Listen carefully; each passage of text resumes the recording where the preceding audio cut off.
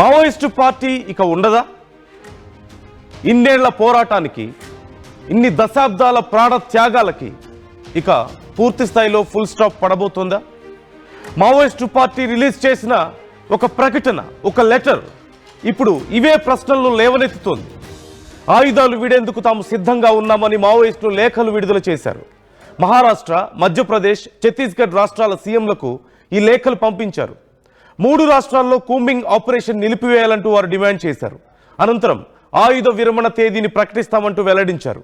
ఈ నిర్ణయంపై తమకు ఫిబ్రవరి 15, 2026 వరకు సమయం ఇవ్వాలి అంటూ వారు విజ్ఞప్తి చేస్తున్నారు. విజ్ఞప్తి వెనక ఎలాంటి నిగూఢ ఉద్దేశం లేదంటూ వారు స్పష్టం చేస్తున్నారు. ఈ నేపథ్యంలో మావోయిస్టుల ఆయుధ విరమణ లేఖ ఇప్పుడు సంచలనంగా మారింది. లేఖను మావోయిస్టు చరిత్రలో ఒక మలుపుగా పరిగణిస్తున్నారు నిపుణులు. 3 రాష్ట్రాల ప్రభుత్వాలు ఎలా స్పందిస్తాయి అనే దానిపై ఇప్పుడు సర్వత్రా ఉత్కంఠ నెలకొంది.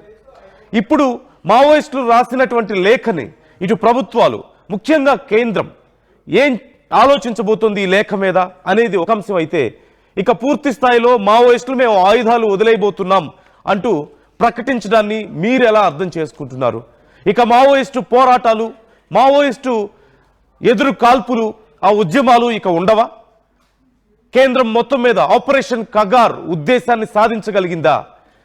ఆపరేషన్ కగార్ పూర్తి స్థాయిలో సక్సెస్ అయినట్లుగా కనిపిస్తోందా? మీ ఉద్దేశం ఏంటి? ఈ మధ్యకాలంలో మనం చూసాం, హిడ్మా ప్రాణాలు కోల్పోయిన తర్వాత అది ఎన్కౌంటరా, ఎదురు కాల్పుల్లో ప్రాణాలు కోల్పోయాడా అనే దానికి సంబంధించి ఓ పక్క పెద్ద చర్చ నడుస్తోంది. ఇంత చర్చ నడుస్తున్న సమయంలో హిడ్మా ప్రాణాలు కోల్పోయిన తర్వాత దేవాన్ని కేంద్ర కమిటీ సభ్యుడిగా నియమించారు. మనందరం అనుకున్నాం, ఇక మావోయిస్టులు ఎక్కడా వెనక్కి తగ్గడం లేదు, ఖచ్చితంగా అవసరమైతే ఎంత పెద్ద పోరాటానికైనా సిద్ధం అవుతున్నారు, ఒకరి తర్వాత ఒకరు ప్రాణాలు కోల్పోతున్న వాళ్ళని మళ్ళీ రీప్లేస్ చేస్తున్నారు అని చెప్పేసి అనుకున్నాం. కానీ మావోయిస్టులు రిలీజ్ చేసినటువంటి ఈ లేఖలు చూస్తుంటే ఇక పూర్తి స్థాయిలో తమ పోరాటాన్ని ఆపివేయాలన్న ఆలోచనలో ఉన్నట్లుగా తెలుస్తోంది. దశాబ్దాల ఈ బలిదానాలకి ఇక చరమగీతం పాడాలనే ఆలోచనకు వచ్చినట్లుగా తెలుస్తోంది. ఇంత ఉధృతంగా కేంద్ర బలగాలు విజృంభిస్తుంటే ఇక చేసేదేమీ లేక ఆయుధాలు వదిలి జనజీవనంలోకి రావాలని వాళ్ళు నిర్ణయించినట్లుగా కనిపిస్తోంది. కేంద్ర కమిటీ సభ్యులు కామ్రేడ్ సోను బాబా నిర్ణయానికి తాము మద్దతు ఇస్తున్నట్లుగా ఇప్పటికే ప్రకటించారు. అంటే పోరాటం నిలిపివేయాలి అంటూ ఆయన ఇచ్చినటువంటి పిలుపుకు వారు మద్దతు ఇస్తున్నట్లుగా ప్రకటించారు. ఆయుధాలు వదిలి ప్రభుత్వ పునరావాస పథకాలు పొందాలంటూ నిర్ణయించుకున్నారు. ఫిబ్రవరి 15 మాకు వేరే ఉద్దేశం ఏం లేదు, హిడెన్ ఎజెండాలు ఏం లేవు, పూర్తి స్థాయిలో మేము సాయుధ పోరాటాన్ని నిలిపివేయడమే మా ఉద్దేశం అని చెప్తున్నారు. కానీ కేంద్రం నమ్ముతుందా? కేంద్రం కూడా ఖచ్చితంగా వాళ్ళ యొక్క ప్లాన్స్ని పరిశీలించుకోవాల్సిన అవసరం ఉంటుంది. బలగాలు వాళ్ళ ప్లాన్స్ని పరిశీలించుకోవాల్సిన అవసరం ఉంటుంది. ఎలాంటి సర్ప్రైజ్ని వాళ్ళు ఎక్స్పెక్ట్ చేయకుండా ముందే జాగ్రత్తలు తీసుకోవాల్సిన అవసరం కూడా ఉంటుంది. కాబట్టి ఇప్పుడు అతిపెద్ద నిర్ణయం కేంద్రం ముందు ఉంది. కేంద్రం ఏం చేయబోతోంది అని మీరు అనుకుంటున్నారు? మావోయిస్టుల నుంచి వచ్చినటువంటి ఈ లేఖలు, మహారాష్ట్ర, మధ్యప్రదేశ్, ఛత్తీస్గఢ్ రాష్ట్రాలకు వచ్చినటువంటి ఈ లేఖల్ని చూస్తే మీకేమనిపిస్తుంది? మావోయిస్టుల నిర్ణయాన్ని మీరు ఎలా చూస్తున్నారు? భారతదేశ చరిత్రలో ఇన్ని దశాబ్దాల పోరాటం తర్వాత మావోయిస్టులు ఇక పూర్తిగా మా పోరాటాలని ఆపివేస్తామని ఒక నిర్ణయం తీసుకోవడం మీకెలా అనిపిస్తుంది? ఆపరేషన్ కగార్ ఫలితమేనా పూర్తిగా ఇది? మీ అభిప్రాయాలను కామెంట్ చేసే ప్రయత్నం చేయండి. ఉదయ్ జాయిన్ అవుతున్నారు, మా ప్రతినిధి. ఉదయ్తో ఒకసారి మాట్లాడదాం. ఉదయ్, ఇంకా ఆ లెటర్లో ఏమేమి ఉంది? ఏం అడుగుతున్నారు మావోయిస్టులు? ఫిబ్రవరి 15, 2026 టైం అడుగుతున్నట్లుగా తెలుస్తుంది. అప్పటి వరకు కూంబింగ్ ఆపేయాలి అంటూ అడుగుతున్నట్లుగా తెలుస్తుంది. ఇప్పుడు లెటర్స్ ఏమో మహారాష్ట్ర, మధ్యప్రదేశ్, ఛత్తీస్గఢ్కు వాళ్ళు రాశారు. మరి దీని మీద పూర్తి స్థాయిలో నిర్ణయం తీసుకోవాల్సింది కేంద్రం కదా. సో ఇది రాష్ట్ర ప్రభుత్వాలు తీసుకోగలుగుతాయి నిర్ణయం, లేదంటే కేంద్రం ఏం చేసే అవకాశం ఉంది? ఇన్ని రోజులు కనీసం చర్చలకు కూడా ముందుకు రాని పరిస్థితి చూస్తున్నాం కదా. ఇంత పీస్ఫుల్గా అవ్వబోతుందా ఇది? ఆయుధ విరమణపై సిపిఐ మావోయిస్టు పార్టీ సంచలన నిర్ణయమే తీసుకుందని చెప్పుకోవాలి. స్పష్టంగా ఆయుధ విరమణకు సంబంధించినటువంటి తేదీని కూడా ప్రకటించే అవకాశం చాలా స్పష్టంగా కనిపిస్తుంది. ఏదేమైనప్పటికీ కేంద్ర కమిటీ సభ్యులు మల్లోజుల వేణుగోపాల్ కావచ్చు, పుల్లూరి ప్రసాద్ అలియాస్ చంద్రన్న లొంగుబాటు తర్వాత మావోయిస్టు పార్టీలో చాలా పెద్ద ఎత్తున క్యాడర్లో ఆత్మస్థైర్యం దెబ్బతింటూ వస్తుంది. తాజాగా most wanted maoist Madvi Hidma encounter తర్వాత పూర్తిగా పరిస్థితి విభిన్నమైనటువంటి పరిస్థితులు ప్రస్తుతం మావోయిస్టులు ఎదుర్కొంటున్నారు. సో ఆ నేపథ్యంలోనే తాజాగా సిపిఐ మావోయిస్టు పార్టీకి సంబంధించినటువంటి 3 రాష్ట్రాల ప్రతినిధి, మహారాష్ట్ర, మధ్యప్రదేశ్, ఛత్తీస్గఢ్ కి సంబంధించినటువంటి ప్రతినిధి అనంత్ పేరిట ఒక సంచలనమైనటువంటి లేఖను సిపిఐ మావోయిస్టు పార్టీ విడుదల చేసింది. తాము పూర్తిగా సాయుధ విరమణకు అంగీకరిస్తున్నట్లు స్పష్టంగా లేఖలో కూడా పేర్కొంది. అయితే తమకు 2026 ఫిబ్రవరి 15 వరకు కూడా గడువు ఇవ్వాలంటూ కూడా లేఖలో స్పష్టంగా పేర్కొంది సిపిఐ మావోయిస్టు పార్టీ ప్రతినిధి అనంత్ కూడా. అందులో చాలా స్పెసిఫిక్ గా కొన్ని అంశాలను కూడా పేర్కొన్నారు. తాము ప్రజా పాలసీలకు సంబంధించి పార్టీ పాలసీలకు సంబంధించి లోబడి పనిచేయాల్సి ఉంటుంది. సో కొన్ని పాలసీలు, కొన్ని నిర్ణయాలు తీసుకునే ముందు మొదట మా సమూహాలన్నీ కూడా హాజరు కావాల్సి ఉంటుంది. అందుకోసమే ఫిబ్రవరి 15, 2026 వరకు తాము సమయం కోరుతున్నట్లు కూడా సిపిఐ మావోయిస్టు పార్టీ ప్రతినిధి అనంత్ తన లేఖలో పేర్కొన్నారు. మహారాష్ట్ర, మధ్యప్రదేశ్, ఛత్తీస్గఢ్ 3 రాష్ట్రాల ముఖ్య స్పష్టంగా లేఖలు కూడా మనం చాలా స్పష్టంగా చూడొచ్చు. అయితే అనంత్ అనేక అంశాలను అందులో ఉటంకించారని చెప్పుకోవాలి. ప్రస్తుతం ఉన్నటువంటి పరిస్థితులను ప్రపంచ వ్యాప్తంగా కావచ్చు, దేశవ్యాప్తంగా మావోయిస్టు పార్టీ ఎదుర్కొంటున్నటువంటి విప్లవోద్యమం ఎదుర్కొంటున్నటువంటి గడ్డు పరిస్థితుల దృష్ట్యా తాము ఈ నిర్ణయం తీసుకున్నట్లు స్పష్టంగా పేర్కొన్నారు. ఇకపోతే కామ్రేడ్ సోను దాదా అలియాస్ మల్లోజుల వేణుగోపాల్ అలియాస్ అభయ్, అదేవిధంగా పుల్లూరి ప్రసాదరావు అలియాస్ చంద్రన్న తీసుకున్నటువంటి నిర్ణయాలను తాము కూడా అంగీకరిస్తున్నామని, త్వరలోనే సాయుధ విరమణపై అధికారికంగా ఒక ప్రకటన కూడా విడుదల చేస్తామని చెప్పి సిపిఐ మావోయిస్టు పార్టీ అయితే స్పష్టంగా చెప్పింది. అయితే ఫిబ్రవరి 15 వరకు తాము గడువు కోరుతున్న దానికి సంబంధించినటువంటి అనేక అంశాలను కూడా లేఖలో ప్రస్తావించింది. సిపిఐ మావోయిస్టు పార్టీ పాలసీల ప్రకారం ప్లీనరీలు నిర్వహించుకొని తీర్మానాలు చేసుకొని ప్రజల సమక్షంలో ప్రజల నిర్ణయాల మేరకు ప్రస్తుతం ఉన్నటువంటి పరిస్థితులను, ఆపరేషన్ కగార్ యొక్క ఇబ్బందులను, నిర్బంధాన్ని ప్రజలకు వివరించిన తర్వాత తాము పూర్తి స్థాయిలో జనజీవన స్రవంతిలో కలిసిపోతామని, సామూహికంగా కలిసి వచ్చి పూర్తిగా ప్రభుత్వానికి లొంగిపోతామని, ఆలోపే ప్రభుత్వ ప్రజాప్రతినిధులను కావచ్చు, జర్నలిస్టులను కలిసే అవకాశం తమకు కల్పించాలని చెప్పి సిపిఐ మావోయిస్టు పార్టీ 3 రాష్ట్రాల ప్రతినిధి అనంత్ కూడా స్పష్టంగా లేఖ ద్వారా అయితే కోరారు. అయితే ఈ అంశానికి సంబంధించి కేంద్ర హోంశాఖ కూడా మరికొద్ది రోజుల్లో స్పందించే అవకాశం ఉంది. ప్రస్తుతం ఇచ్చినటువంటి ఈ ప్రకటనను విస్తృతంగా ప్రచారం చేయాలని కూడా మీడియాను మావోయిస్టు పార్టీ కోరింది. దాంతో పాటు ఆల్ ఇండియా రేడియో ప్రసార మార్గాల ద్వారా, రేడియో ప్రసార సాధనాల ద్వారా తాము ప్రతిబంధిస్తున్నటువంటి ఈ సమాచారాన్ని పూర్తిగా విస్తృతంగా అడ్వర్టైజ్ చేయాలని చెప్పి కూడా సిపిఐ మావోయిస్టు పార్టీ కోరింది. తాము కేంద్ర ప్రభుత్వం కావచ్చు, 3 రాష్ట్రాల ముఖ్యమంత్రుల ప్రతిస్పందన కోసం ఎదురు చూస్తున్నట్లు కూడా సిపిఐ మావోయిస్టు పార్టీ తన లేఖలో అయితే ప్రస్తావించింది. కానీ ప్రస్తుతం ఈ అంశం పూర్తిగా కేంద్ర హోంశాఖ పరిధిలోనిది, కేంద్ర ప్రభుత్వం పరిధిలోనిది. కేంద్ర ప్రభుత్వం స్పష్టంగా ఆపరేషన్ కగార్ పేరిట అటు మావోయిస్టు అంతర్గత శక్తులను పూర్తి స్థాయిలో అణచివేస్తామని, 2026 మార్చి 31 కల్లా దేశంలో అంతర్గత శక్తులు ఏవి లేకుండా చేస్తామని మావోయిస్టు శాఖ స్పష్టంగా ఒక డెడ్ లైన్ ప్రకటించి ఉంది. అయితే మావోయిస్టు పార్టీ చెప్తున్న దాని ప్రకారం ఫిబ్రవరి 15 అనేది కేంద్ర హోంశాఖ విధించుకున్నటువంటి డెడ్ లైన్ కు లోపలే ఉంది. కాబట్టి తాము చేసినటువంటి ప్రతిపాదనలకు కేంద్రం అంగీకరించాలని 3 రాష్ట్రాల ముఖ్యమంత్రులు దేవేంద్ర ఫడ్నవీస్ కావచ్చు, అదేవిధంగా విష్ణుదేవ్ సాయ్ కావచ్చు, మధ్యప్రదేశ్ ముఖ్యమంత్రి మోహన్ యాదవ్ కావచ్చు, ముగ్గురు కూడా అనుకూలంగా స్పందిస్తున్నట్లు తాము ఆశిస్తామని చెప్పి మావోయిస్టు పార్టీ కూడా స్పష్టంగా లేఖలో అయితే ప్రకటించింది. అయితే ఈ నిర్ణయం వెనుక తాము ఫిబ్రవరి 15 వరకు గడువు కోరడం వెనుక ఎటువంటి నిగూఢ ఉద్దేశము, రహస్య ఎజెండాలు ఏవి తమ పార్టీకి లేవని, తమ పార్టీ ప్రతిపాదనను ఖచ్చితంగా నమ్మాలని కూడా మావోయిస్టు పార్టీ నేత అనంత్ స్పష్టంగా లేఖలో పేర్కొనడం కూడా మనం గమనించాల్సి ఉంటుంది. సో మావోయిస్టు పార్టీ ఏదైనా ఒక నిర్ణయం తీసుకునేటప్పుడు ఖచ్చితంగా పార్టీ యొక్క పాలసీలను పరిశీలించుకుంటుంది. ఎందుకంటే మావో జెడాంగ్ సిద్ధాంతాన్ని ఇంత సింపుల్ గా ఉండబోతుందా? ఇది ఇంత సింపుల్ గా ఉండబోతుందా? అంటే మావోయిస్టులు మాకు వేరే హిడెన్ ఎజెండాస్ ఏం లేవు, మేము చాలా క్లియర్ గా ఆయుధాలు వదిలేసి ప్రజా జీవితంలో కలిసిపోతామని చెప్తున్నారు. ప్రభుత్వం ఏదైతే పథకాలు ఇస్తుందో వాళ్ళకి ఏదైనా సపోర్ట్ ఇస్తే మేము అలా బ్రతకడానికి సిద్ధంగా ఉన్నామని చెప్తున్నారు. అటు మాకు హిడెన్ ఎజెండాస్ లేవని చెప్పి మావోయిస్టులు చెప్తున్నారు. బట్ కేంద్రం ఎప్పుడు కనీసం చర్చలకు కూడా ఒక్కసారి కూడా ముందుకు రాని కేంద్రం ఇప్పుడు మావోయిస్టులు అందరూ మేము పూర్తిగా ఉద్యమం ఆపేస్తామంటే ఒప్పుకుంటుందా? అంటే అంత ఈజీగా యాక్సెప్ట్ చేసే అవకాశం ఉందా? ఖచ్చితంగా కేంద్రానికి ఉండే డౌట్స్ కానీ, బలగాలకు ఉండేటువంటి డౌట్స్ వాళ్ళకు ఉంటాయి కదా. సో ఎలాంటి పరిణామాలు ఉండే అవకాశం ఉంది? Is there any chance? చర్చలకు అసలు అవకాశం ఉందా? నిజంగా వీళ్ళు అడిగినట్లుగా కూంబింగ్ ఆపేసే అవకాశం అసలు ఎంతవరకు ఉంది? నందు 4 దశాబ్దాల విప్లవోద్యమ తీరు కావచ్చు, ప్రధానంగా వామపక్ష తీవ్రవాదంపై ఆర్టీవీ అనేక వరుస కథనాలు కూడా ప్రసారం చేస్తూ వస్తుంది. సో మనకున్నటువంటి అనుభవం ప్రకారం ప్రస్తుతం వామపక్ష తీవ్రవాదం ఉన్నటువంటి పరిస్థితులను అంచనా వేసుకుంటే ఎట్టి పరిస్థితులలో కేంద్ర హోంశాఖ కానీ, కేంద్ర ప్రభుత్వం కానీ చర్చలకు వెళ్లే అవకాశం అయితే ఎక్కడ కూడా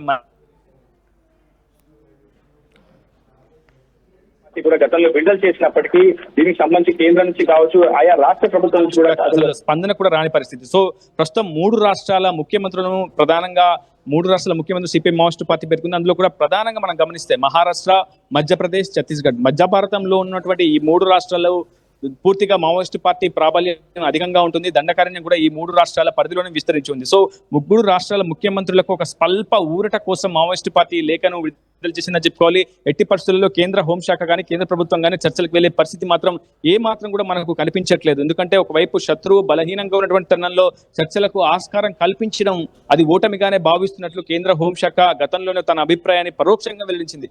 కేంద్ర హోంశాఖ మంత్రి అమిత్ షా కావచ్చు, ప్రధానమంత్రి నరేంద్ర మోడీ కూడా స్వయంగా అనేక బహిరంగ సభల్లో సమావేశాలు ఈ అంశంపై అడ్రస్ చేశారు. ఎట్టి పరిస్థితులలో బేషరతుగా మావోయిస్టులు లొంగిపోవాలి, లేదంటే అటు మార్చి 31, 2026 కల్లా పూర్తిగా వారిని లేకుండా చేస్తామంటూ కూడా ప్రత్యక్షంగా ఒక హెచ్చరికను కూడా కేంద్ర ప్రభుత్వం, కేంద్ర హోంశాఖ జారీ చేస్తుంది. సో ఈ నేపథ్యంలో ప్రస్తుతం ఉన్నటువంటి పరిస్థితులలో ఎట్టి పరిస్థితుల్లో చర్చలకు మాత్రం కేంద్ర హోంశాఖ అంగీకరించే పరిస్థితి లేదు. కానీ మావోయిస్టు పార్టీ ఈ నిర్ణయం తీసుకోవడం వెనుక కూడా మనం చాలా పరిశీలన చేయాల్సి ఉంటుంది. మావో జెడాంగ్ సిద్ధాంతం కూడా అదే. శత్రువు బలంగా ఉన్నటువంటి సమయంలో పూర్తిగా నిశ్శబ్దంగా ఉండాలి, ఎక్కడ కూడా క్యాడర్ని కోల్పోకుండా ఒక సముచితమైనటువంటి నిర్ణయాన్ని కేంద్ర కమిటీ తీసుకున్నట్టుగా మనం భావించాలి. శత్రువు బలంగా ఉన్నాడు, ఆపరేషన్ కగార్ పేరిట విరోచితమైనటువంటి నిర్బంధానికి గురి చేసినటువంటి నేపథ్యంలో తమ క్యాడర్ను కాపాడుకునేందుకు తాత్కాలిక సాయుధ విరమణే ప్రధానమైనటువంటి అస్త్రంగా సిపిఐ మావోయిస్టు పార్టీ భావిస్తున్నది కూడా మనం అర్థం చేసుకోవాలి. మేధావులు కూడా ఇదే అంశాన్ని కొంతమంది ధృవీకరిస్తున్నటువంటి పరిస్థితి. మరికొంతమంది కేంద్ర ప్రభుత్వం పూర్తిగా నిర్బంధకరణను అమలు చేస్తుంది, మారణ హోమాన్ని సృష్టించింది, మావోయిస్టులపై ఏకపక్ష కాల్పులు జరుపుతూ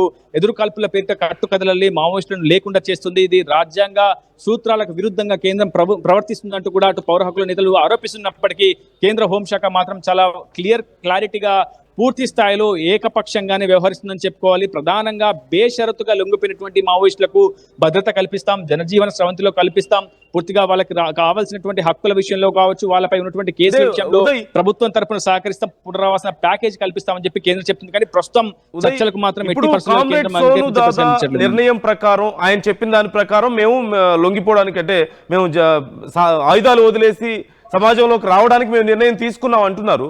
సో గతంలో కూడా కొంతమంది మల్లోజుల వీళ్ళందరూ చెప్పినప్పుడు కూడా గతంలో కొంతమంది ఆయుధాలు పట్టి ఖచ్చితంగా పోరాటం చేసి తీరుతామంటే కొంతమంది మాత్రం లేదు, ప్రజల్లోకి వెళ్దాం, ప్రజా పోరాటాలు చేద్దాం, ఆసన్న లాంటి వాళ్ళు కూడా వచ్చి లొంగిపోవడాన్ని మనం చూసాం. సో ఇప్పుడు ఈ లెటర్స్ ని పూర్తిగా మావోయిస్ట్ పార్టీ అందరూ ఒక్క తాటి మీద ఉండి తీసుకున్న నిర్ణయంగా చూడాలా, ఇంకా ఏమైనా చీలికలు ఉన్నాయా? ఎందుకంటే గతంలో రెండుగా విడిపోయారు. కొంతమంది సాయుధ పోరాటం అంటే కొంతమంది లేదు ప్రజా జీవితం గడుపుదామని చెప్పేసి అన్నారు, ప్రజా పోరాటాలు చేద్దాం అన్నారు. సో ఇప్పుడు కూడా అలాంటిది ఏమైనా ఉందా, లేదంటే ఇక పూర్తి స్థాయిలో ఇప్పుడు గనక ఒకవేళ కేంద్రం సానుకూలంగా స్పందిస్తే ఇక మావోయిస్టులు అనేవాళ్ళు కనిపించరా, మావోయిస్టు పోరాటం అనేది ఉండదా?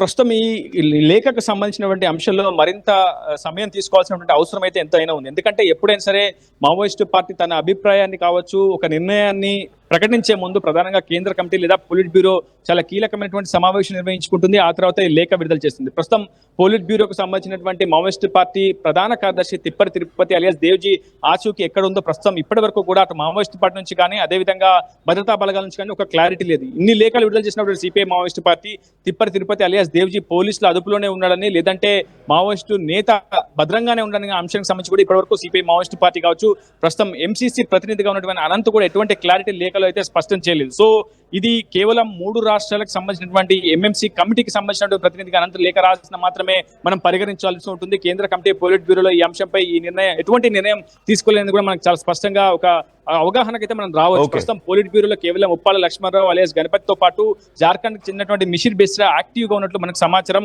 ఉప్పాల ఆరోగ్యం సక్రమంగా లేకపోయినప్పటికీ అటు మిషిర్ బెస్రా మాత్రం యాక్టివ్ గానే ఉన్నారు. అతని నుంచి కానీ అటు కేంద్ర కమిటీ నుంచి కానీ ఒక అధికారికమైనటువంటి లేఖ విడుదలైతేనే మనం ఒక క్లారిటీకి వచ్చే అవకాశం ఉంది. దాన్నే మావోయిస్టు పార్టీ అంతిమ నిర్ణయంగా మనం భావించాల్సి ఉంటుంది.